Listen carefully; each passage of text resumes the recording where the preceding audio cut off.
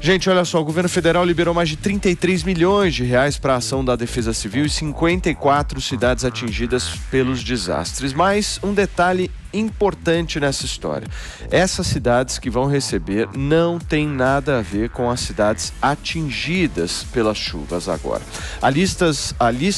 Na lista estão cidades que foram atingidas por chuvas intensas, estiagem, alagamentos, vendavais, enfim, e também deslizamentos. Daqui a pouquinho a gente vai falar sobre isso com vocês. Mas agora, deixa eu verificar uma ação aqui da Prefeitura de São Paulo, porque a Prefeitura, mesmo não tendo absolutamente nada a ver com isso, fez questão de enviar equipes para ajudar nas buscas. O Rio de Janeiro também fez a mesma coisa. O prefeito Eduardo Paes mandou o pessoal para auxiliar, mas ainda tem muita frente de trabalho, gente. Defesa Civil está pedindo para as pessoas deixarem as áreas de risco justamente porque ainda há a possibilidade de chuva e essa chuva pode provocar novos desabamentos. A gente vai assistir uma reportagem do Vitor Hugo Salina para explicar um pouco da situação atual lá no litoral. Do alto, a tragédia no litoral norte de São Paulo é ainda mais assustadora. A onda de lama desceu a encosta e avançou sobre a Barra do Saí, a área mais devastada pelo temporal no litoral norte do estado. O trabalho de buscas na região é difícil. Homens dos bombeiros e da Defesa Civil reviram o barro com as próprias mãos à procura de desaparecidos. Militares do Exército dão apoio aos resgates. Em alguns pontos, a lama chegou ao teto das casas. A ameaça de novos deslizamentos é constante. Em ruas bloqueadas pela sujeira, moradores acompanham de perto o trabalho das equipes com maquinário pesado. Cães farejadores auxiliam na procura por vítimas. Voluntários e parentes de pessoas desaparecidas ajudam a retirar a terra e os escombros. Natália Cerqueira vive na região e diz que perto da casa dela, pelo menos outras 10 desabaram. Aqui tinha outras casas de morador, inclusive aqui onde a gente está era uma casa, tudo casa, aqui tinha mais de umas 10 casas aqui. Aqui onde a gente está foi encontrada uma família, mãe, filha, neta, padrasto, em todos aqui. O governador Tarcísio Gomes de Freitas está percorrendo a região e destacou o empenho das equipes que atuam no resgate. Pode ser que a gente encontre corpos em áreas onde a gente não está imaginando hoje, mas a gente acredita que devemos aí chegar na casa das 76, 80 vítimas. Tá aí a entrevista do governador de São Paulo, Tarcísio Gomes de Freitas. A gente reparou justamente que o governador está rodando ali a região e buscando auxiliar o máximo possível as pessoas que estão necessitadas. Deixa eu dar meu bom dia aqui à nossa Elaine. Tudo bem, Elaine? Bom Seja dia. bem-vinda novamente. Paulinha Nobre no sofá. Temos hoje o retorno daqueles que não foram, Mano Ferreira e Alexandre Borges já por aqui. Senhores, daqui a pouquinho eu vou conversar com vocês, mas antes eu quero atualizações climáticas, minha querida Paulinha, porque eu acho que está todo mundo querendo saber isso. Vai chover mais, não vai chover mais, que dia que vai chover, você recomenda as pessoas a voltarem, por favor. É isso, né? Primeiramente, bom dia para vocês. Bom dia, Paulinha. Gente, mais uma vez aqui nesse sofá. Vamos lá, vamos atualizar essa condição, sim, de chuva, que a gente tem falado durante toda essa semana, esse trabalho legal que a gente está fazendo no Morning, inclusive, né? Muito bacana, de previsão do tempo. E já aproveitando, né, a Defesa Civil, juntamente também com a Climatempo, a Jovem Pan também. Esse é um trabalho de previsão do tempo que a gente faz aqui na Jovem Pan e que a gente havia alertado, inclusive, ressalto mais uma vez, essa condição de chuva muito intensa sobre o litoral norte de São Paulo. Nós havíamos avisado sobre essas fortes chuvas, que elas chegariam sim ao litoral, que teria chegada de uma frente fria depois de dias quando esse sistema não passou aqui pelo estado de São Paulo. E aí, justamente no carnaval, esse sistema de forma muito organizada veio e provocou a chuvarada que a gente viu. Só ressaltando para vocês terem uma ideia, isso a gente deve ter conversado nesses últimos dias. Choveu até o triplo da climatologia. Em Bertioga, por exemplo, a média climatológica para o mês de fevereiro, o mês inteiro, é 200 milímetros. Choveu em 15 horas mais de 600 milímetros. Então foi muita água. Essa condição também chegou a São Sebastião, que foi uma área muito afetada pela chuva nos últimos dias também. Choveu o dobro da média climatológica, 300, choveu aí 600 milímetros, até mais que isso. Essa condição de chuva intensa, ela diminui. ela diminui um pouco, mas ela ainda acontece. É importante a gente sempre falar aqui que é o seguinte, nós estamos no verão. O verão é uma estação mais chuvosa, é uma estação que marca essas instabilidades mesmo aqui sobre o estado de São Paulo. O mês de janeiro e fevereiro são meses muito chuvosos aqui na região sudeste do país, inclusive... No ano passado, nós tivemos uma alteração no carnaval. Isso é até importante, Fê, a gente falar. Você que gosta bastante de carnaval, inclusive aí, solta aí nas suas redes sociais para a gente falar sobre isso. Ano passado, nós tivemos uma pequena alteração em relação ao mês do carnaval por causa da pandemia. Né? O governo do estado e tudo mais, todo mundo se reuniu aí, não somente aqui em São Paulo, no Brasil inteiro, e achou que o mês de abril fosse mais interessante que acontecesse o carnaval. E na época, trabalhando com previsão do tempo, eu lembro que eu conversei e falei o seguinte, olha, abril deveria ser o mês de todo o carnaval, porque não chove. É verdade. É o mês de tempo mais firme. É uma boa. É o mês onde as noivas, inclusive, abril, maio, escolhem para casar, porque a chuva é muito menor. É verdade. Entendeu? Então, assim... eu até tinha conversado muito sobre isso. Poxa, poderia fazer essa alteração, porque fevereiro é sempre muita chuva. Tudo então, na mesma coisa. É a mesma situação, exatamente. E aí coloca o coelhinho junto com o Papai Noel, né? Exato. Une o útil ao agradável, né? Come chocolate na Sapucaí, tá tudo certo. Então, assim, a questão é essa. A questão agora é menos volumes de chuva, atualizando a previsão, respondendo a pergunta do Paulinho aqui. Menos previsão, menos condição de chuva volumosa, mas ela ainda acontece. A Defesa Civil alertou que até o domingo... A previsão é que chova 150 milímetros, até 200 milímetros no litoral norte de São Paulo. Só que esses 200 milímetros, Paulo, o que acontece? Não é num dia só mais. Então, eles são distribuídos. Então, hoje 30 milímetros, 30, 40, amanhã mais 30, 40 milímetros, no sábado 30, 40 milímetros. Ou seja, o governador do estado de São Paulo falou uma coisa muito interessante agora há pouco. Ele falou o seguinte, aproveitem a janela de tempo firme. Ele falou isso, ou seja... As buscas, as pessoas que precisam regressar, precisam aproveitar o período da manhã, especialmente, que é um período sempre com menor condição de chuva aqui no verão do sudeste aqui do Brasil, para regressar, para voltar para a capital paulista, voltar para suas cidades ali e conseguir sair ali da região litorânea. É isso, a condição de chuva diminui agora, ainda acontece com menores volumes, menores milímetros. Não é a mesma chuva que aconteceu nos últimos dias, mas, ressaltando mais uma vez, é uma chuva que ainda preocupa, especialmente falando sobre as áreas de encostas, né? Porque o solo está encharcado, né? É o que a gente tem falado bastante. Solo encharcado, ele funciona como uma esponja, como a gente conversou aqui. Sim. A água vai absorvendo, absorvendo, absorvendo, absorvendo. E quanto mais chove, mais risco. Mesmo que venha em forma de garoa, caiu 10 milímetros. É uma chuva muito pequena, né? Não é uma chuva tão grande assim, mesmo assim. Encharcou o solo. Mas é a última gota, né? É a última gota. É a última gota. Exatamente. Né? Olha só, gente, agora há pouco, em entrevista, o governador de São Paulo disse que é necessário, como a Paula disse, aproveitar cada janela de sol para sair do litoral e intensificar a procura pelos desaparecidos. A gente vai começar o programa indo direto para o litoral norte para conversar com a nossa Beatriz Manfredini, que está por lá desde a última segunda-feira, firme e forte para trazer mais informações, e a gente quer uma atualização, Bia, como é que está a situação por aí hoje, quarta-feira? Paulo, eu falo agora de frente da Prefeitura de São Sebastião.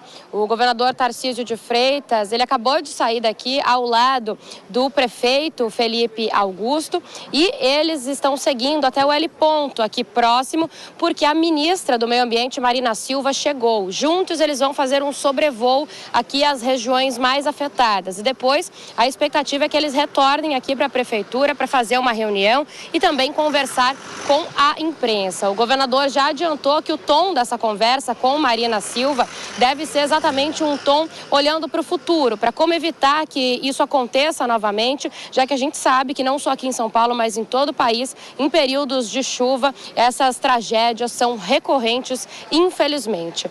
Neste momento, nós temos 48 óbitos confirmados, 47 aqui em São Sebastião e mais um em Ubatuba. E trabalhamos com o número de 38 desaparecidos. A Defesa Civil e o Corpo de Bombeiros continuam nas buscas. Hoje eles vão fazer buscas na região da Praia Preta, que é um local em que muita terra cedeu e deslizou e há carros soterrados. Então eles acreditam que possa ter pessoas soterradas nesses carros. As áreas também em que as buscas estão concentradas são a Vila do Saí e também Juqueí, locais ali bastante prejudicados em que mais de 50 casas desabaram. Então é ali que essas buscas vão ficar concentradas na maior parte do tempo. Antes, a Defesa Civil estava usando um aparelho para identificar sinal de celular, para tentar achar pessoas próximas aos celulares, mas com o passar do tempo isso fica mais difícil, porque os celulares vão ficando sem bateria. Então os cães farejadores estão trabalhando bastante, entrando cada vez mais nessa operação. O governador Tarcísio de Freitas disse ainda que entrou com uma liminar na Justiça pedindo para poder retirar as pessoas à força de suas casas em áreas de risco, se essas pessoas se recusarem a sair. Ele falou que essa é a última alternativa, que ele pretende trabalhar o convencimento de maneira muito forte, mas que em último caso, se a pessoa estiver correndo risco, então eles têm essa liminar e essas pessoas serão retiradas e enviadas para abrigo. A gente lembra que ontem voltou a chover aqui em São Sebastião, a Defesa Civil inclusive emitiu um alerta para chuvas até sexta-feira aí de 200 milímetros, né? E voltou a chover, então isso prejudicou um pouco aquela saída das pessoas, dos turistas, aqui para o centro de São Sebastião. Lembrando que a Rio Santos, da Barra do Saí até aqui o centro, ela está sem obstruções. Tem alguns momentos na estrada que só dá para andar por uma pista, precisa de paciência, mas é possível essa volta para cá, para que depois o motorista pegue a rodovia dos Tamoios ou também a Anchieta Imigrantes. Tarcísio de Freitas disse que ontem 7 mil veículos saíram, né, aqui dessas praias sentido centro de São Sebastião, que a expectativa e a recomendação, então, é que as pessoas continuem aproveitando o bom tempo para fazer isso hoje. Lembrando também que as buscas então seguem de forma ininterrupta por aqui. A gente fica aguardando mais informações, e para quem ficou sem carro nessa enchente, nesses deslizamentos, ou para quem veio para essas praias de ônibus, por exemplo, a prefeitura está disponibilizando ônibus que estão saindo da Barra do Saí e vindo aqui para o centro de São Sebastião, para que as pessoas consigam ir embora. Também tem outros ônibus, 10 ainda no dia de hoje operando, levando as pessoas daqui da rodoviária municipal da cidade ou para São José dos Campos ou para a capital paulista. Paulo. Muito bem, Bia, obrigado pelas suas informações. A Beatriz Manfredini, direto aí da porta da Prefeitura de São Sebastião, atualizando um pouco para a gente essa chegada também da ministra Marina Silva de logo mais. Obrigado, Bia. Qualquer novidade, acione a gente por aqui. Turma, que situação, hein? Terceiro dia consecutivo que a gente está relatando isso, desde segunda-feira aqui, né? Eu acho que essa história, ela tá muito longe de realmente ser resolvida nos próximos dias ou nos próximos meses. Vocês sabem... Eu acho que o mais triste de tudo é as pessoas não quererem sair das casas delas por medo de serem assaltadas, de serem roubadas, de levarem tudo em casa. Ontem o governador mandou 80 policiais militares para ajudar a evitar que esses bandidos, aproveitadores, esses criminosos entrem nessas casas que foram abandonadas por conta dessa tragédia e leve os bens materiais dessas pessoas que já estão enfrentando todos esses problemas. Mas hoje vai mandar mais 300. Não é, eu vou relatar um caso aqui para vocês, não é só essa questão de ladrão ou não, é uma questão mesmo de sobrevivência. Você sabe que ontem à noite eu tô com um casal de amigo meu, muito próximo mesmo, eu sou padrinho de casamento deles, inclusive, e eles estão ilhados na Praia da Baleia. Absolutamente ilhados, eles não conseguem. E a situação deles é a seguinte, eles estão lá com um bebê de 6 meses, 5, 6 meses, e eles me relataram ontem que eles têm um problema que eles não sabem como resolver. O carro deles está com uma reserva de gasolina muito baixa, não há gasolina na cidade, né? Então não adianta ele sair com o carro ali para abastecer o carro e para ir embora de casa, porque não está conseguindo. Há uma instabilidade no que se refere às rodovias, então abre e fecha, ele está com uma criança de 6 meses ali, qualquer pai, qualquer mãe numa situação dessa, independente da classe social, fica receoso, né? Ontem no 3 em 1, nós exibimos o vídeo da cachoeira atravessando a Rio Santos, né? Ou seja, que pai que vai pegar o filho, vai pegar a esposa e sair tranquilo dirigindo numa Rio Santos dessa forma, né? E aí eles têm mais 1 ou 2 dias de comida e depois disso acabou. Não há na Baleia sinal de internet, A Vivo, por exemplo, não está funcionando ali, eles não conseguem, eles só conseguem dentro da casa, porque graças a Deus eles têm um Wi-Fi dentro da casa. A casa ficou absolutamente alagada. E aí essa é a situação. E aí eles me relataram ontem um negócio que eu fiquei assim impressionado. Eles foram até a Praia da Baleia. E aí qual é o movimento que está acontecendo para essas pessoas que estão ilhadas agora? Essas pessoas estão saindo de barco. Eles me relataram filas, assim, inúmeros, barcos na Praia da Baleia. Literalmente barco. Barco. A pessoa está chegando com um botezinho, indo pegar as pessoas, levando para o barco e saindo de barco. E deixando os carros. Obviamente, volto a insistir nisso, não é uma situação de desabamento, em que as pessoas estão soterradas. Eu estou falando de uma outra situação, com pessoas mais abastadas, pessoas que têm essa condição de pegar um barco. Mas está acontecendo isso. Tem gente saindo de barco. Quer dizer, pegou para todo mundo, né? Pegou para todo mundo. Pegou para todo mundo. E quanto não devem estar cobrando por esses barcos aí que são a saída dessas barcos, pessoas, né? Porque, né, é o caminho para sair, o preço deve estar... Exato, aí surgem lá aproveitadores, né, nessa situação. É incrível como surge em todas as tragédias, e isso é no mundo inteiro, aproveitadores. Na pandemia, o dobro do preço das máscaras e do álcool gel, o dobro, triplo, quadruplo também. Isso é bom. Agora a água no litoral de São Paulo também, a água chegando até R$ 99 um galão de água. Exatamente. Assim, os aproveitadores assim caindo em cima de uma situação... de helicóptero a R$30 mil. Não, pois é, assim, é brincar com a vida humana. Sim. É brincar com a vida humana. Turma, deixa eu inserir o nosso Mano Ferreira, Alexandre Borges. Senhores, como é que vocês estão vendo aí toda essa situação, essa tragédia que é anunciada, que a gente já fala aqui há tanto tempo, mas eu quero um pouco do comentário de vocês, se vocês estão satisfeitos com as ações do poder público que estão acontecendo nesse momento. Mano, começa. Saí de 4 dias da magia do Carnaval de Olinda para ter um choque de realidade vendo essa tragédia. Enfim, é como a vida é no Brasil, né? Ele não pode ser feliz o tempo todo, porque sempre a realidade se impõe e é muito triste. Então, manifestar toda solidariedade às vítimas e, enfim. Eu diria que a gente precisa dividir em 2 partes a atuação do poder público numa situação como essa, né? Tem a primeira parte, que é a questão da emergência, de como ajudar as pessoas que precisam sair das suas casas, a se deslocarem, como ajudar as pessoas que foram soterradas, enfim, as famílias que perderam suas casas. Então, é preciso ter um plano de ação emergencial. Então, a gente estava falando, por exemplo, sobre essa situação das pessoas que estão saindo de barco ou que precisam pegar a estrada.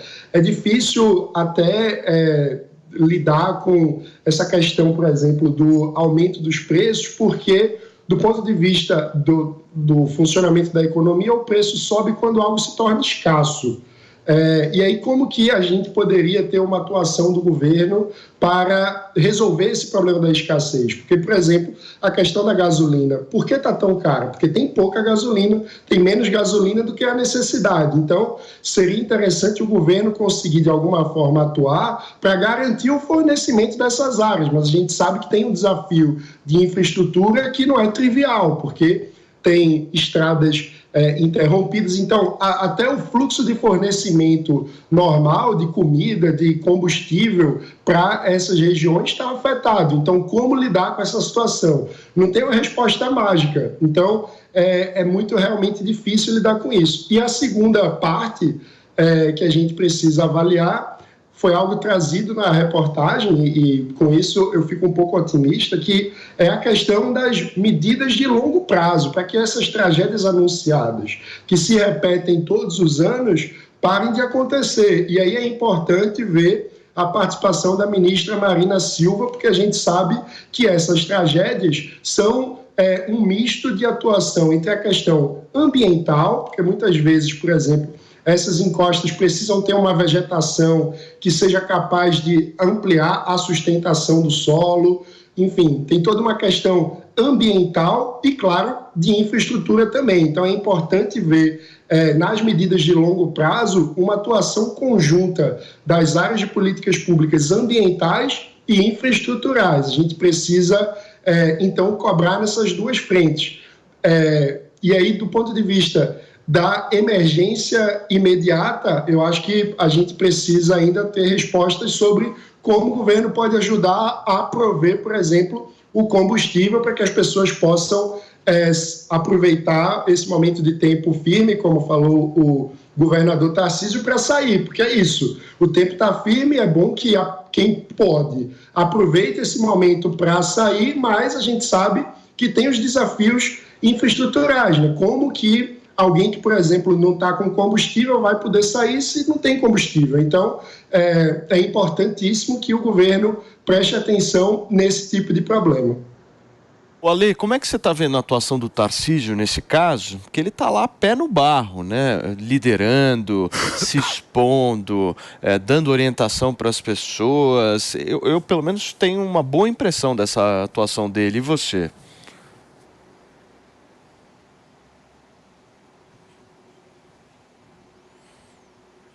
Eu acho que você só não apertou o botão, Ale. Só apertar aquele botãozinho. Desculpa, perdão. É o botão do carnaval, Alexandre Borges. Liga esse botão.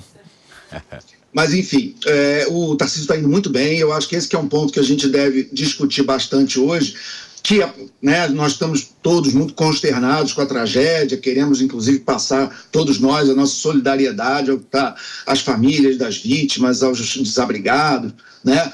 Eu até estava lembrando de uma das músicas mais famosas do Cartola, que é O Sol Nascerá, que tem uma hora que ele diz, né, fim da tempestade, o sol nascerá. E eu espero que essa mensagem de esperança esteja aí no coração de todo mundo lá, principalmente hoje, né, um dia simbólico, quarta-feira de cinza, depois a gente fala disso. Mas, focando no Tarcísio, ele está depositando na conta corrente política dele, vamos dizer assim, o que ele está fazendo nesses dias, o que é muito bom para ele, o que é muito bom para as vítimas, o que é muito bom para o distensionamento do ambiente político no Brasil, que estava muito tensionado de alguns anos para cá. Não que tenha deixado, mas começa a ter, pelo menos, né, uma esperança da gente ver a tensão baixar um pouquinho, porque num momento desse de tragédia, poderia estar guerra, é culpa de quem, a gente apontando o dedo, o Tarcísio foi ministro da infraestrutura, podia ter alguém querendo culpar que não houve investimento, como se tivesse a ver a infraestrutura federal, enfim, ou podia o contrário, podia estar acusações partidárias com o pessoal do litoral, de São Sebastião, nada disso. Você vê que praticamente não tem esse tipo de discussão, está todo mundo preocupado com doação, está preocupado com tirar as pessoas de lá, está preocupado com as obras que vão ser necessárias, e o Tarcísio é uma das pessoas mais importantes nesse momento para dar esse tom. Ele deu uma coletiva agora há pouco, e num pedaço da coletiva, ele inclusive fez uma citação positiva da Marina Silva, né, falando de mudanças climáticas e tal. Eu ouvi aquilo e falei, gente, isso até outro dia, você falasse isso, você era chamado de comunista, né? E hoje é o Tarcísio que está aí falando e tal. Então, talvez, né, talvez o sol nascerá, né? Talvez a gente esteja conseguindo avançar, ter no Brasil uma direita racional, uma direita que trabalha, uma direita séria, uma direita que representa os valores de uma parte importante da sociedade brasileira, e que num momento como esse, porque é nesses momentos que você vê quem é quem, né? É no momento de uma tragédia, é no momento onde tem uma crise, é que você vê aonde que está o foco e aonde que está até o coração do político, né? Se ele está pensando nele, se ele está pensando na política, se ele está pensando em eleição, ou se ele está pensando, pelo menos, aparentemente, em ajudar quem precisa ser ajudado. E, nesse sentido, a gente tem um momento, inclusive, que o próprio tom da coletiva dele, da maneira como ele tem falado, é um tom respeitoso, é alguém que está em luto, é alguém que está respeitando o luto dos outros. Inclusive, foi decretado o luto oficial de 3 dias em São Paulo, e ele inclusive, nessa entrevista coletiva, relatou histórias pessoais, quer dizer, trouxe o lado humano da tragédia, E tudo isso é muito importante, mostra solidariedade, fraternidade. Eu também vou fazer um comentário, pegando uma carona no que o Mano falou, eu também já tinha pensado em falar essa coisa do pessoal que se aproveita da tragédia. De várias tragédias a gente já viu isso acontecer, isso é uma pena que aconteça, mas acontece. Muitas vezes uma tragédia até pessoal é vista como uma oportunidade. Um caso clássico no Brasil vira um caminhão, todo mundo corre para saquear a carga que caiu ali na beira da estrada. Uma coisa inimaginável, por exemplo, no Japão, na Coreia do Sul, enfim, em outras culturas, né? Então a gente também tem que colocar dentro da nossa cultura, e nenhum dia melhor do que hoje, do que uma quarta-feira de cinzas, o início da quaresma, para as pessoas fazerem esse tipo de reflexão, e todo mundo, a gente vai cobrar os políticos, mas a gente também faz uma reflexão como sociedade para a gente entender a necessidade de união nesse momento. Então, fechando, é isso. O Tarcísio, até o momento, está indo muito bem.